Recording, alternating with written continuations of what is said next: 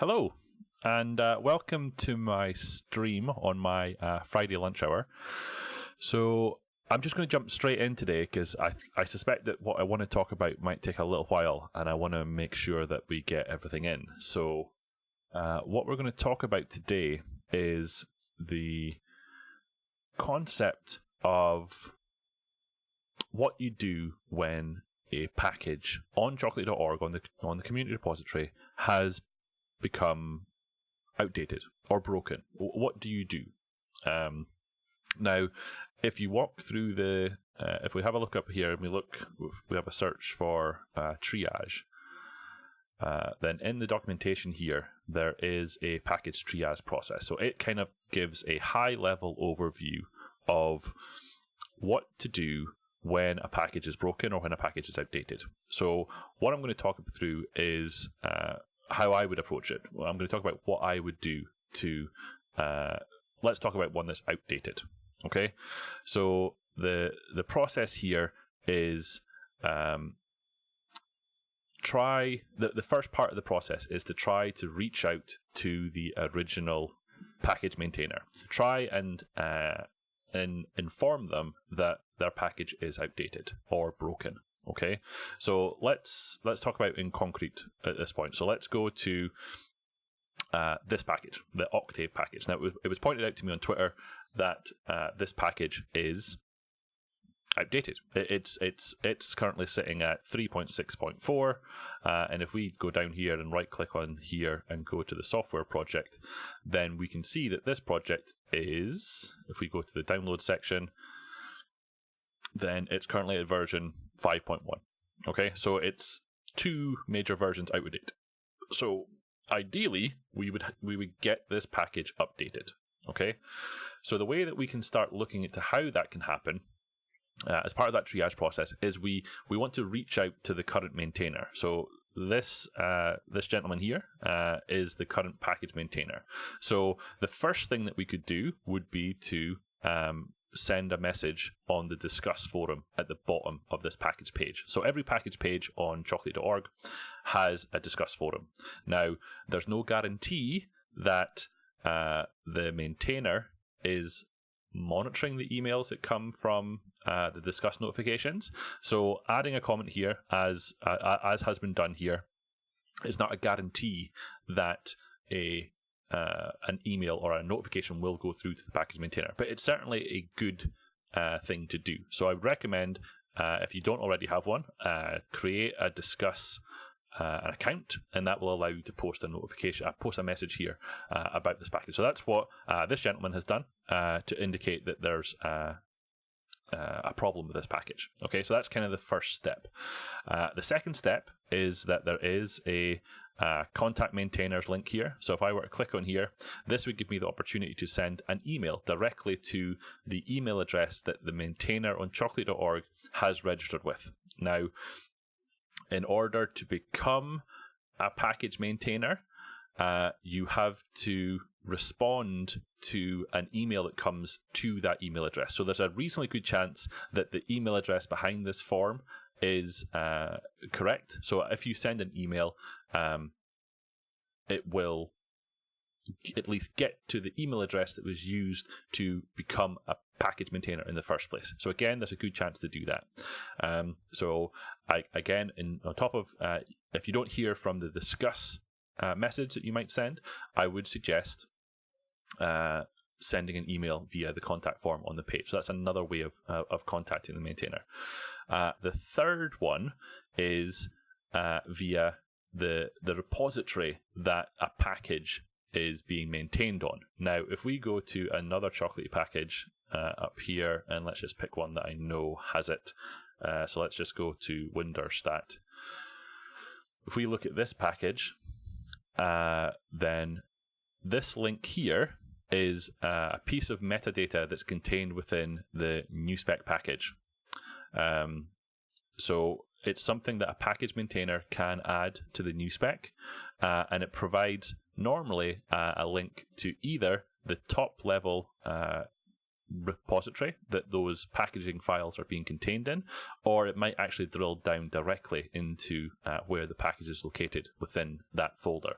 So if the package source link isn't here, then that tells us that that piece of metadata hasn't been added to the new spec file. Okay, so it might not be possible to find the source repository that these files live in.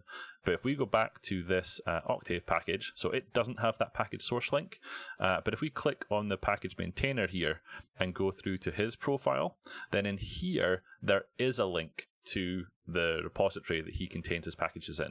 So there's a couple of ways of finding that link. So I would encourage you to look at both of them to try and find them.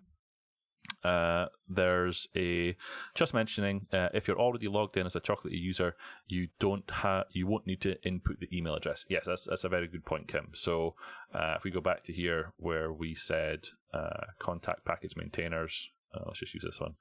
So I'm not currently signed in here, but if I go here, what Kim is pointing out is that if I were signed in, then this email field will not be there because it'll use the email address that's on your account.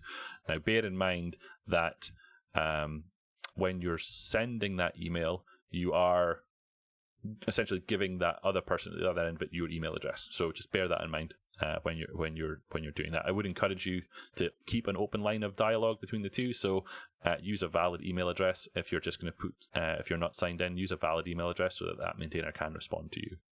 Okay, so now that we've found out where this maintainer maintains his packages, we've potentially got an opportunity to help with the maintenance of that package. So that's something that we could choose to do.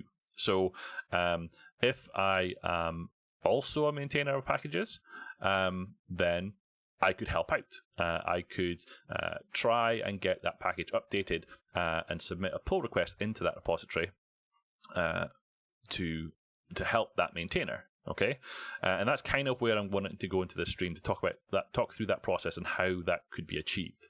But the one other thing I want to point out is that if you're not in that position, if you're not in a position to help with the maintenance of a package, then and you've also sent a discuss message, you've sent an email, you've maybe raised an issue on the repository that stores those files, and you haven't heard anything back from that maintainer, then the next recommendation as part of the triage process would be to jump over to this repository here.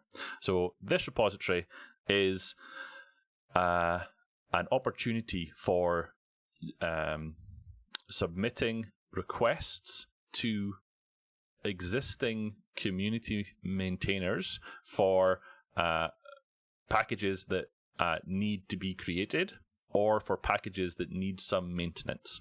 So if we look in here, we can actually find out that if we search for Octave here, then we'll see that the gentleman who created the discuss comment also followed up here with a request for maintenance issue. So again, that's the right thing to do. It's if you're not in a position to help maintain the package, adding an issue here is kind of a way to open it up to the wider community as well. So if there's a package that you find is in this situation, you can raise it here, and some people might be able to help out. Now, again, this is not a guarantee that this package will become a maintained package or it will have a new update.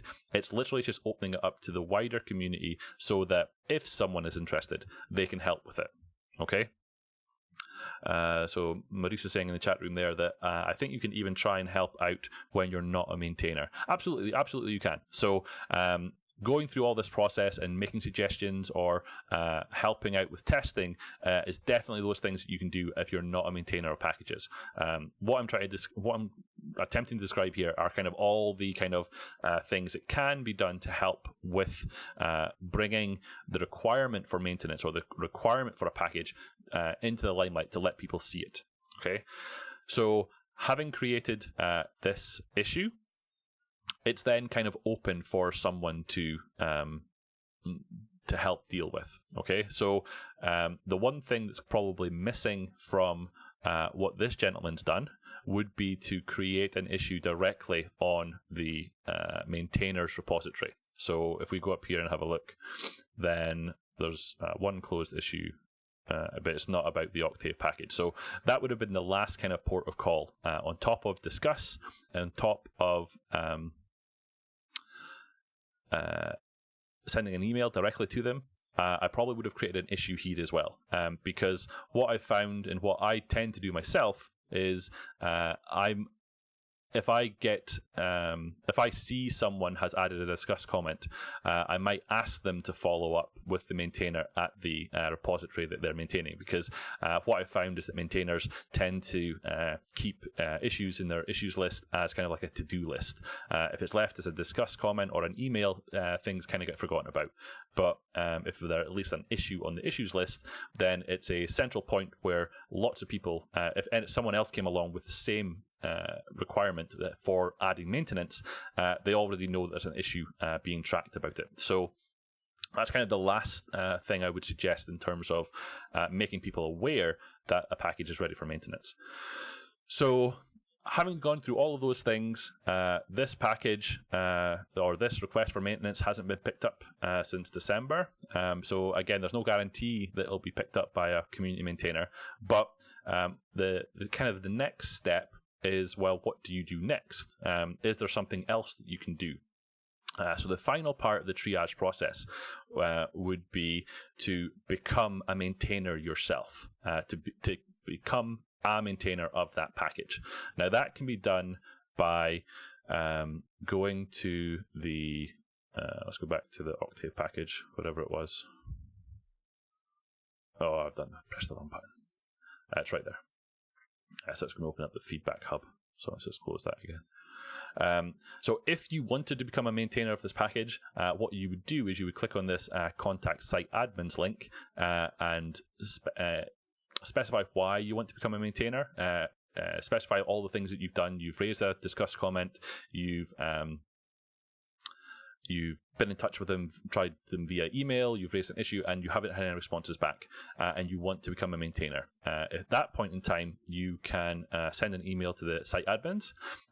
If you include your Chocolatey username, chocolatey.org username in that email address, that kind of expedites the process. And if we can see that you've gone through all these due diligence steps and you haven't heard anything back from the current maintainer, then we can get you added as a co-maintainer of that package, at which point you would be able to push your own versions of that package ready for maintenance or ready for moderation. But let's not go to that step yet. So what I'm going to do is kind of having created an issue, if you still don't want to become a maintainer of that package, what you can do is submit a pull request to this repository to try and help that maintainer keep that package up to date. They might be in a position where they aren't able to test things at the minute. So by doing all the work and updating the package yourself, but not wanting to become a maintainer of it, you can submit it back into this repository so that all the work is kept in one place. So that's kind of the process I'm going to work through just now, is to show how we can do that and attempt to get a package working. So in order for that to happen, what I would need to do is I would need to fork this repository, because I'm going to work on it. So I'm going to go ahead and fork this repository into my GitHub, and I'm going to clone it locally, and we're going to take a look at trying to get this updated. So having cloned that, having forked that, I can then clone this locally. So I'm going to grab this URL, and I'm going to go into I keep a people folder of GitHub. So I'm going to create a new directory in here with the name of the original person that I am taking that repository from. So it's just going to be copy, make directory that. I'm going to cd into that directory, and then I'm going to clone this one. So I'm going to clone my fork into this folder. And then I'm going to add an upstream to the original repository, which is the maintainers one. And that's kind of how I keep things in order on my local file system. So I'm going to go git remote, add upstream. This is not something you have to do. This is just my preference for how it all works. So the intention of this process is that ultimately I'm going to send a pull request to this person to see if they can pull it in. So what I would do there in that case is I would do a git checkout -b, and I'm going to call it Octave. So Octave, and I'm going to take that from the master branch, I believe. Okay, so that's me creating a branch, and this is where I'm going to do the work of trying to update that package. Okay, so if I use a code and I have a look here, then we should be able to see the packaging scripts for this package. So let's go and have a look here. So here's the Octave package, and here's the new spec, and here's the tools folder that's got the Chocolatey install.ps1 in it. So those are kind of the two files that need to be updated as a minimum to get the package to work.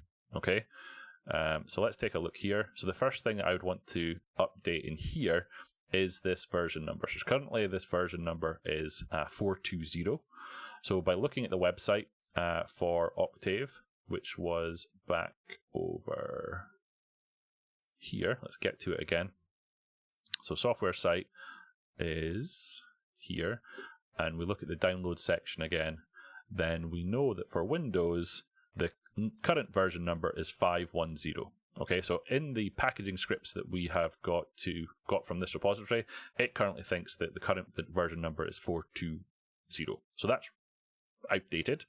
So let's make this 5.1.0. Okay, so that's kind of that's the bare minimum of things that we need to do here. Okay, there are other things that could be added into here along the lines of release notes and various things that we can add in here, but what we're trying to achieve is just try to get something working. So we're not looking at overhauling the how this package is put together. We're really looking at just getting it to a point where it works. Okay, so to get that to that point, we need to update that version number.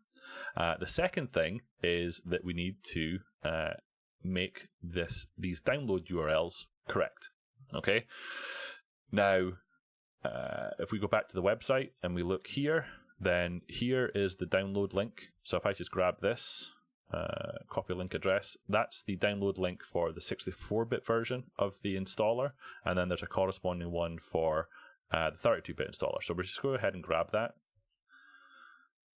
and then I'm going to paste that into here, and so you will see that the URLs are slightly different. I've done that the wrong way around, haven't I? This is the 64-bit installer here. So the URL has slightly changed since this 4.2 version, so something's changed on the vendor website. That's not what I want to click on. That's downloading it. I don't really want to do that just now. So let's grab the address of this one, and that's going to be our 32-bit installer. Okay, so as a bare minimum, that is all we would do in terms of getting a package working. Now, there's a couple of things in terms of best practices for this package that aren't perfect. Okay, now the things that I'm thinking about there straight off the bat is that this package doesn't currently include checksum values. So, as some of you might know, when you do an installation of a Chocolatey package that downloads an external assembly or binary, ideally there will be a defined checksum for that file, so that Chocolatey will then assert that the checksum of the file that is actually downloaded matches the one that the packager, the maintainer, thought at the time when he or she created the package. So this package at the minute doesn't have a checksum.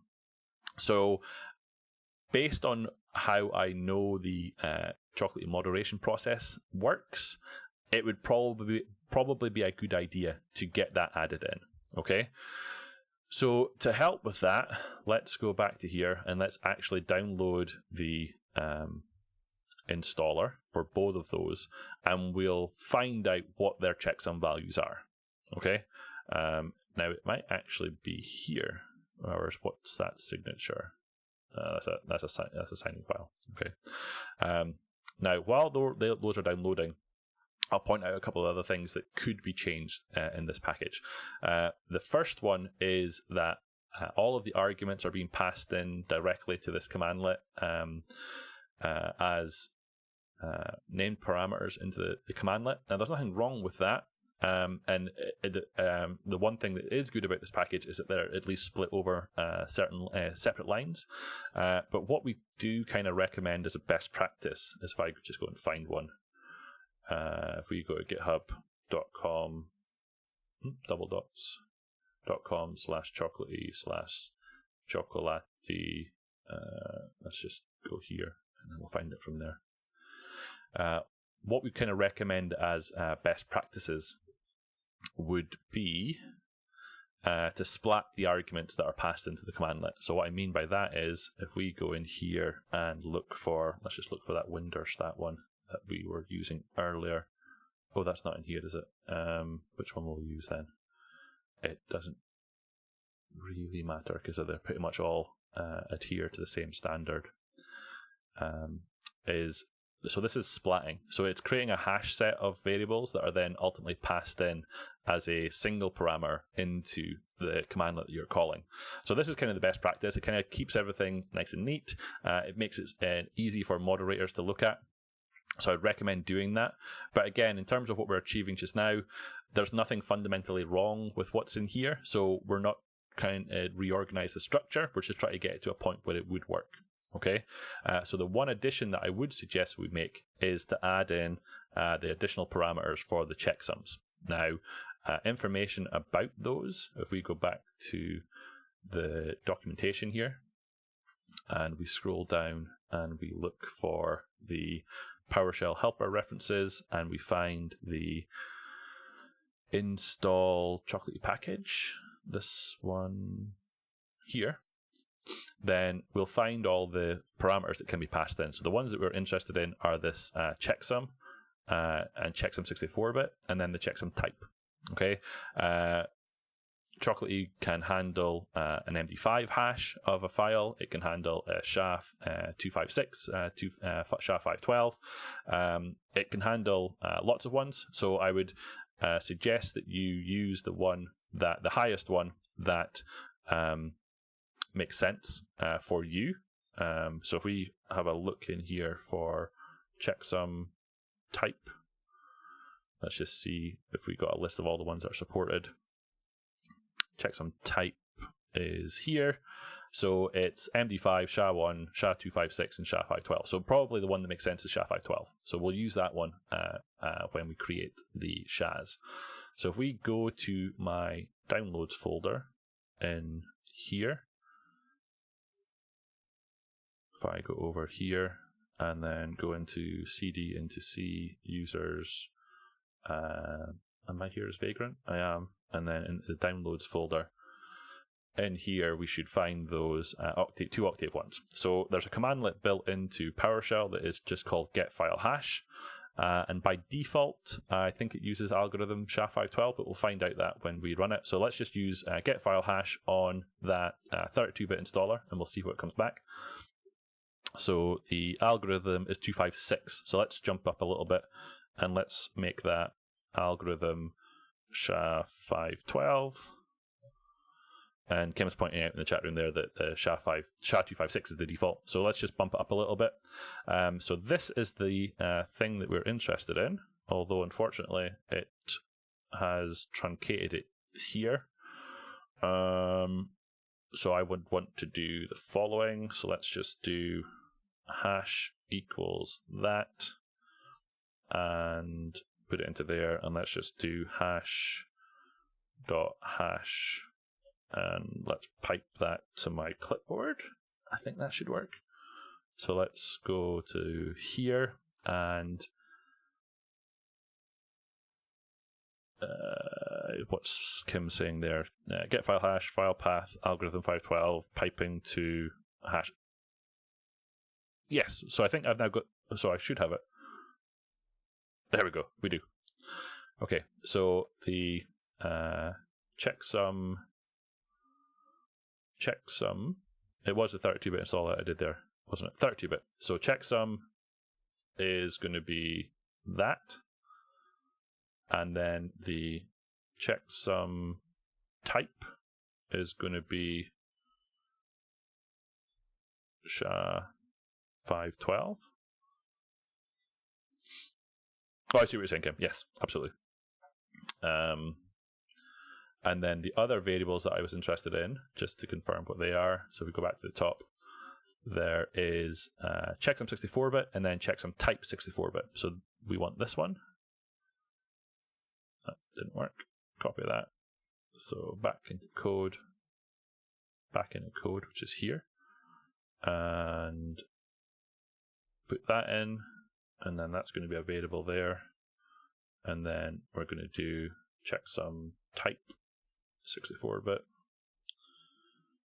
Hi Matthias, but yes, absolutely, better late than never. So the checksum type 64-bit is going to be the same, so we're going to say SHA-512, and then the checksum for the 64-bit is, let's do this again. So it's just 64-bit, which is there.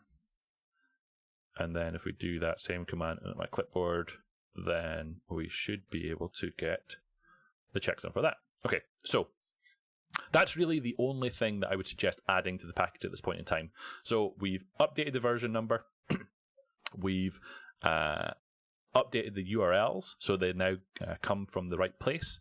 And then we made one slight modification to the package, which is to update it with the checksum values. Okay, so again, there are things that we can do to improve this package, but we're just really interested in getting it working at this point. Okay. So there was a comment there in the chat room. So I think FS Farimane, I hope I'm pronouncing that correctly, is the gentleman who has actually been attempting to get this package updated.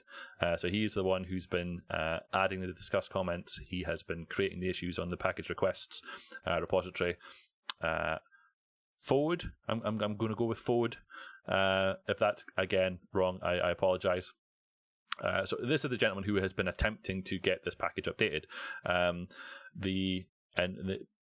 We've had discussions on Twitter, we've had discussions on Gitter about the process to follow. So really, this stream is about how to do that. Okay. So yes, I'm using the Octave package as a specific example of how to do that. Okay. So we're now at a point where we have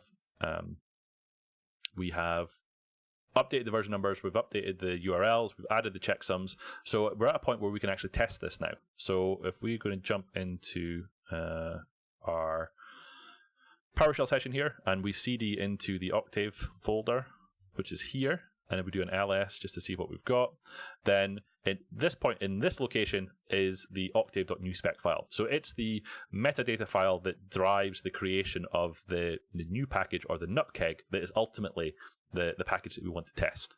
So the command that we can run here is just chocopack. So chocopack will take that new spec and it will generate a nutkeg, or a new package from it. Okay, so it's if nothing else, we haven't broken anything at this point. So what we've done is the changes that we've made haven't made a package that didn't validate or didn't get created correctly. So what we have now, look at Kim's message. Hold on, what am I seeing? Don't forget the backticks after each parameter. I didn't do that. Good point. Okay, so let's go back to here. So there's a backtick there. So this is one of the reasons that I would suggest this is why I would suggest using splatting. But again, we're not making too many changes at once. So let's go back and put all these backticks in. So good point. So let's go and delete that nutkeg because it will have the wrong file in it. So let's go ahead and delete that. Move to recycle bin, and then let's run the chocopack again. Okay, so before I would submit a pull request to any repository that for package maintenance, I would want to ensure that that package installs correctly. Okay, will this work when there is a new line in the checksum? There's not a new line in the checksum, I don't think. Oh, I thought that was just word wrap. I just assumed that was word wrap, but I think you're absolutely correct. I hadn't looked at that closely enough. See, this is why everyone's on the stream, because otherwise I would just do things incorrectly. So I appreciate your help there, Kim. So let's go ahead and delete that nutkeg one more time, and let's do the pack again. So now we should have a nutkeg that has a valid chocolatey install.ps1 file. And we should be able to test it now, because before submitting this to the maintainer's repository, I would want to make sure that it works, right? So the way that we can do that is we can do choco install of Octave. Now, if I were to just run that, it would attempt to install the Octave package from the community repository. So that's obviously not what we want to do. We want to test this locally. So the way that we can do that is we can specify a source, and we can specify the source as the current directory. Now, sometimes that's not quite enough. So when you're testing a package locally, we'll just go into the weeds a little bit here. Sometimes when you're creating a package that has dependencies, when you create that package locally, you have to have those dependencies locally in this folder for it all to work, for the install to correctly work. However, in this scenario, there are no dependencies on this package. I checked that earlier. So if we go back and have a look at the Octave package here, which was, I've lost it. Let's go back to here and have a look at this one. Then there are no dependencies on this package, right? So there's none there. But if you did have dependencies and you wanted to test it locally, then what you can do is you can do the following. So the following would allow you to do the local directory, the current directory, plus https://chocolatey.org/API/v2. Okay, so if there were any dependencies, and in order for that package to work correctly during the install, you can do that approach, which includes both of those sources. Okay, so if we do this, then it should attempt to install that 510 package of Octave, which is what it's doing now. So what we see now is that it is running off to that FTP site. It is downloading the 64-bit version. That's because I'm on a 64-bit machine. So Chocolatey has identified that that is the URL that it needs to download from.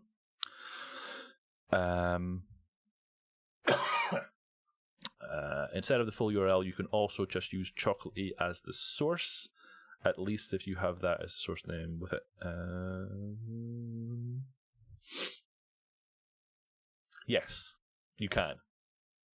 The reason I was debating there is because even after 7 years of doing Chocolatey, I always forget whether you can use a name source when you're pushing and when you're pulling and all that sort of stuff. I always have to think about it, so I normally always fully declare it.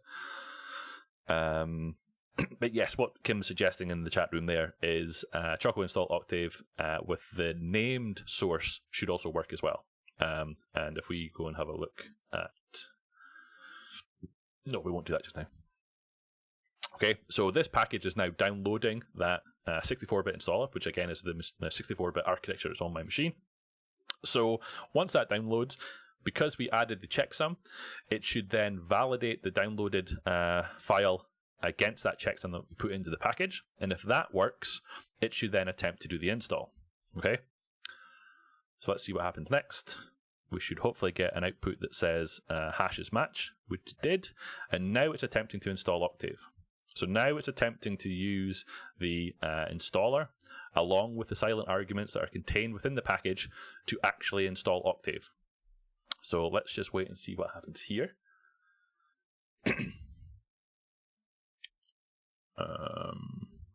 I've never actually installed Octave. I've never actually used this package, this application, so I don't actually know what it does.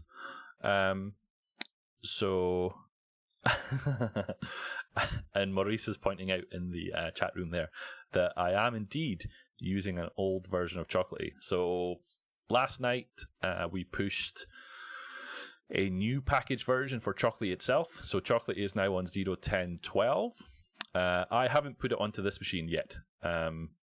So I should probably do that after this stream. But I literally just fired up this VM and we started the stream. So I haven't done that yet. Let's just make sure that there's not something hiding in the background or anything while this installer's running. Because let's just see what the task manager is saying. Task manager. Let's just see if there are any open processes for things. So Chocolate is running there.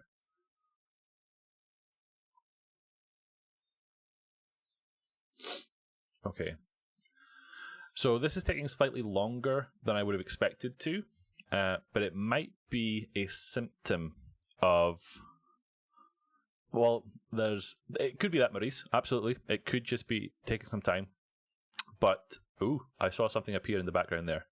So there's some Octave shortcuts being created there. So we've got an Octave CLI and an Octave GUI link.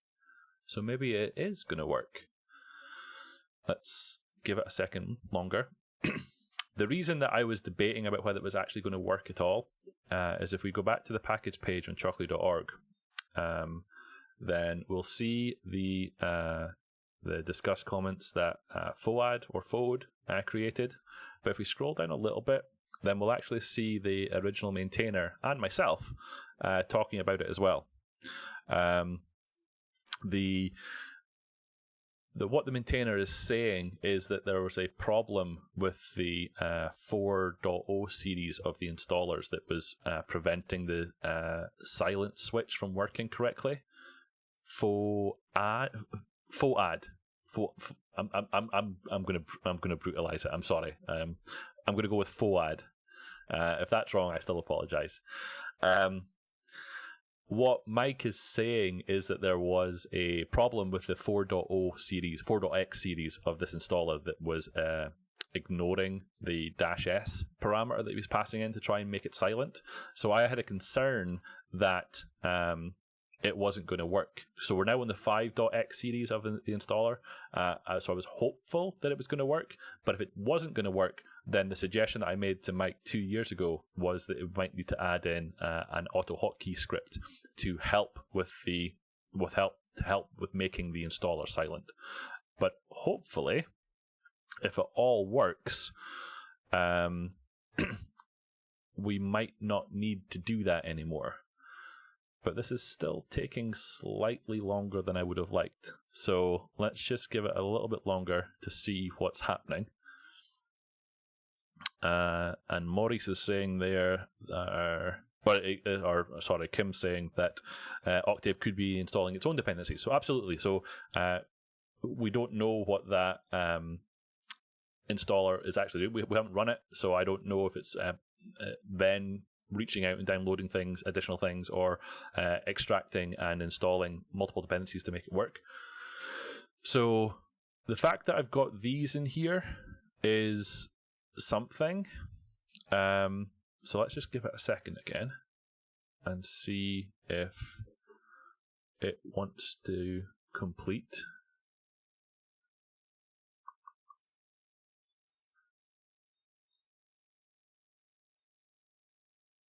Because based on what I'm seeing here as well, I'm not sure what there's nothing popped up. So if the silent switch wasn't working, then normally what happens is some additional UI pops up that says click next or click OK to finish or something. I'm not seeing any of that pop up yet. So it could be that an auto hotkey script wouldn't necessarily work in this case because there's nothing for it to target on. But welcome to Windows, you Mac user. Not sure who that's directed at, but I'm gonna leave that in the chat room. So maybe let's see what this does. Does it actually run anything yet? So it does, look. So it's doing that, and it has a CLI. So things seem to be installed, but it's not. I don't think the process is returned back to Chocolatey itself to indicate that. I haven't seen. So it's almost as though the process hasn't ended, or it hasn't returned with an exit code to indicate that the installation was complete. So I'm curious as to whether there are additional flags that we need to make it to pass it in. So what can we do here? As a quick sanity check, I'm going to do something over on my computer over here. So we'll give it a second just to see if it's going to complete.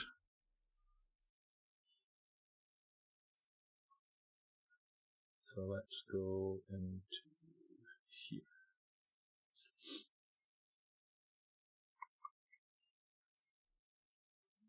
Windows.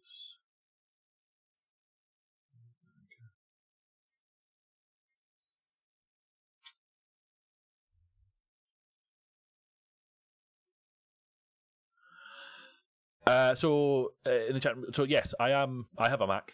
I do have a Mac, but I run almost all day with a Windows VM running on the Mac. So I use Mac as the base operating system, but I use Windows predominantly for my work on open source.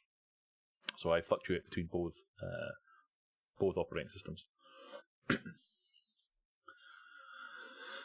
So I think that this, based on what I'm seeing here, I think there is still a problem with this package, and it will prevent us from making that PR as it currently stands. Because as of right now, the installing process isn't returning properly, so it's not going to work in Chocolatey right now because it's not a fully unattended installation, because Chocolatey is kind of waiting for that response to come back, and as a result, the installation is never going to succeed. So the automated validation and verification processes that we have on chocolatey.org are always going to fail because it's never going to succeed. So this kind of speaks to the comment that Mike made here, that it's causing problems and it's never going to pass the validations and the verifications. So the question becomes what to do next. So Rosandro is saying that it requires a dependency on. I'm going to go on the fact that that is old, because there was certainly no error to indicate that. Are you sure? Oh, I hope it's not that, Kim. Let's.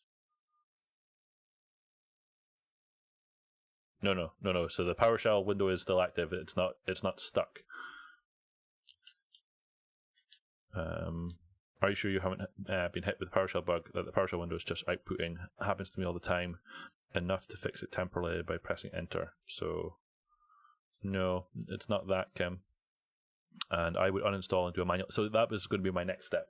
What I'm doing on my other machine is I'm downloading it on a machine that I have the higher version of Chocolatey installed that will help me identify the installer type, so I can use to see if there's any additional silent arguments I should be passing in to that exe to make it work properly. So let's just have a quick. It's still downloading, so it's just about there. So then it could be a hidden pop-up. Or it wants JRE to be installed. Interesting. Does it say what version of JRE it needs, Kim?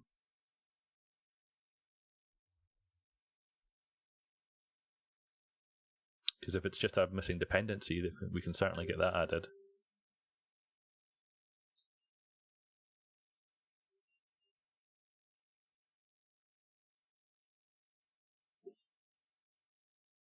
So let's just have a quick look here.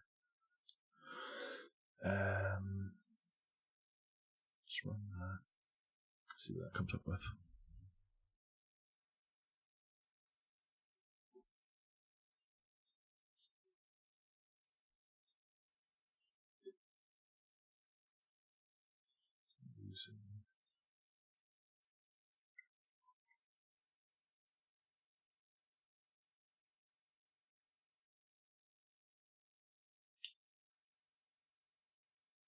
Interesting.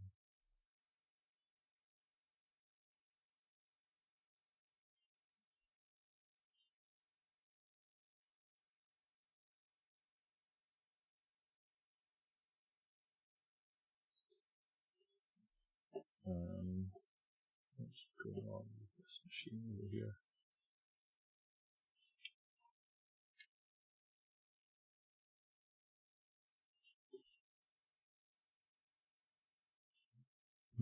Okay, so at this point, this is definitely failing, I think. So let's just kill this. And let's spin up the installer on here. It's going to be the 64-bit installer and see what it says for me as well. That's essentially what I was doing on my other machine, Kim. Or sorry, Maurice. Sorry.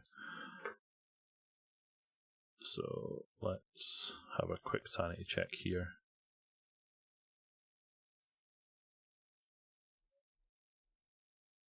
Why is that not doing anything?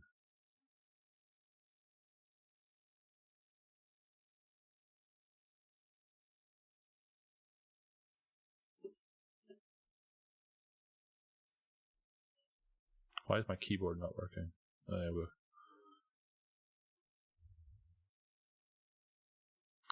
So Fouad, I'm not debating that the software should be fine.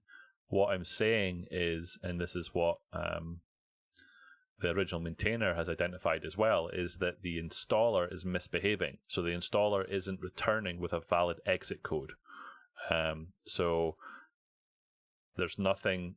Chocolatey can't identify that the actual process has completed successfully. So there's something wrong with the installer that means that it's not exiting in a valid way, so Chocolatey isn't able to pick up on it. It's known that that things like this sometimes happen, and when those things do happen, it's normally, like I say, a blocking window that's waiting on something to complete. Yes. Firmware files not installed. Do you want? Yes, we'll delete them on the next reboot, but we'll do that later. Okay. So let's run the installer directly and see what it comes up at. Absolutely, yes. So yes, we can identify it. We can push it back to the Octave developers to try and identify what was going on. Has the capability to call Java libraries, but the installer was unable to find the Java runtime environment on this system. Octave will still function without a JRE, only certain specific functions. Do you want to continue with the installation? So as a bare minimum, the /s command there must have bypassed that, and it must have picked the default, and the default seems to be yes. So let's say yes to that, and let's see if there's anything else obvious in here. Install for all users, create desktop shortcuts, that's fine. Let's just see what happens at the end of this manual install to see if there's anything that needs to happen.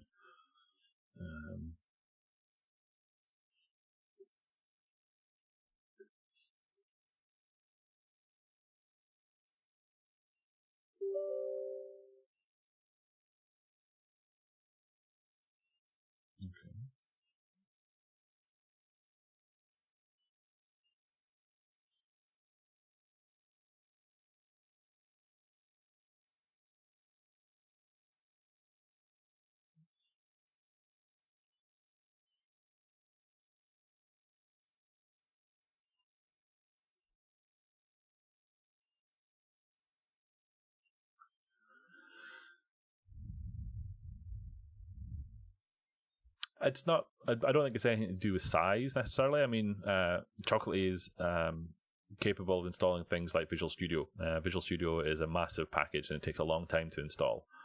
So I don't think it's anything to do with the size of the package, but rather, like I say, something at the end of it isn't respecting that silent argument, and it's waiting for something to happen.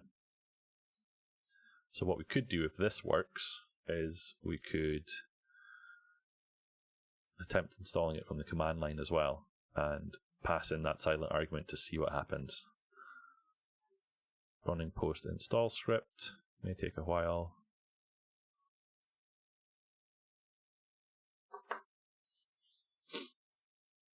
Okay. So it does succeed successfully.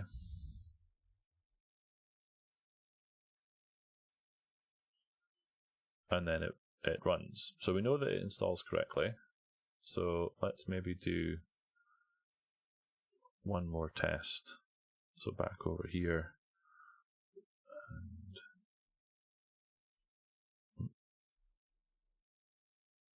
I'll install that again.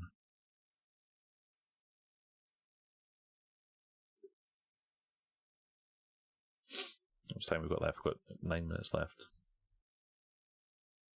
Check the command line so it doesn't run there too. I'm not sure I follow what you're saying, Matthias, but if it's where I was going next, then let's see. Check command line so it doesn't run there too. Oh, I see. Okay, sorry. It's already uninstalling. So let's just leave that. So essentially what Chocolatey is doing is it's running that. So it's running 64-bit. And I saw it doing something there.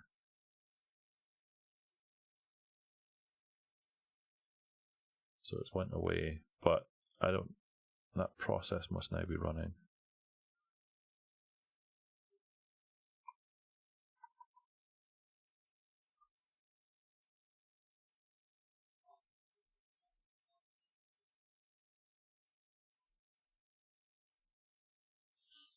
I wonder. Okay, so where we've got to is we have got to a point, because I'm going to need to draw this to a close, but I would like to figure out what's wrong with this, but it's maybe not for this session. But what we've done is we have walked through the process of finding a package that needs to have maintenance. We have suggested how we can contact the maintainer via the Discuss forum threads. We discussed how we can send them a message via the chocolatey.org website. We've discussed how we can find where the packaging scripts are actually located to raise an issue on their repository directly.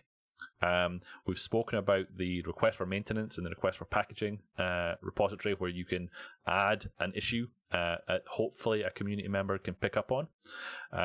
Having done all of those things as part of the package triage process, you might want to make a decision that you want to take over ownership of the package, and that's something you can request by contacting the site admins, as we discussed. The final one is that if you don't want to become a maintainer directly, you can help by submitting a pull request to the repository to help with that.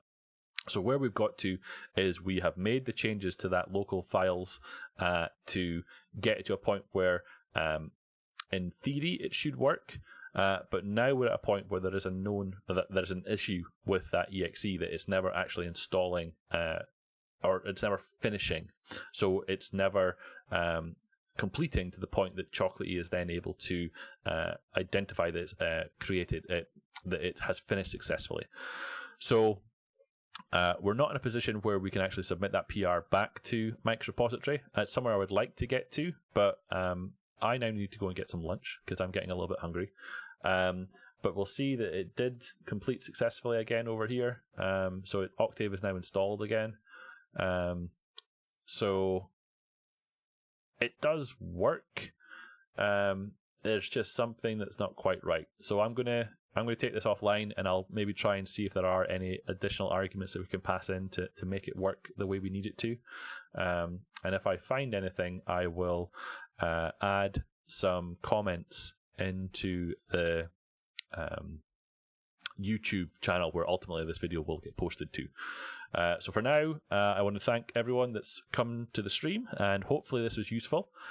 And hopefully we can get to a point where this is complete and it works, and we can submit that as a new package version to chocolatey.org. So hopefully, Fouad, this has been useful to you specifically, so that some of those other packages that you've mentioned, you might want to be able, or you now might be in a position to help with actually getting a new package version submitted by submitting a pull request back to the maintainer, or taking over ownership of that package directly. So hopefully, if nothing else, it's kind of shown as assuming that everything else is working. Updating a package and keeping it up to date is really just about updating these URLs and updating the version number in the new spec file. With those things done, doing a Choco pack, and then testing the package to make sure it works, then it's just a Choco push to chocolatey.org to get that submitted into the moderation queue. Okay, so for now, I'm going to finish off. Thank you very much, and we will talk to you later. Thank you very much.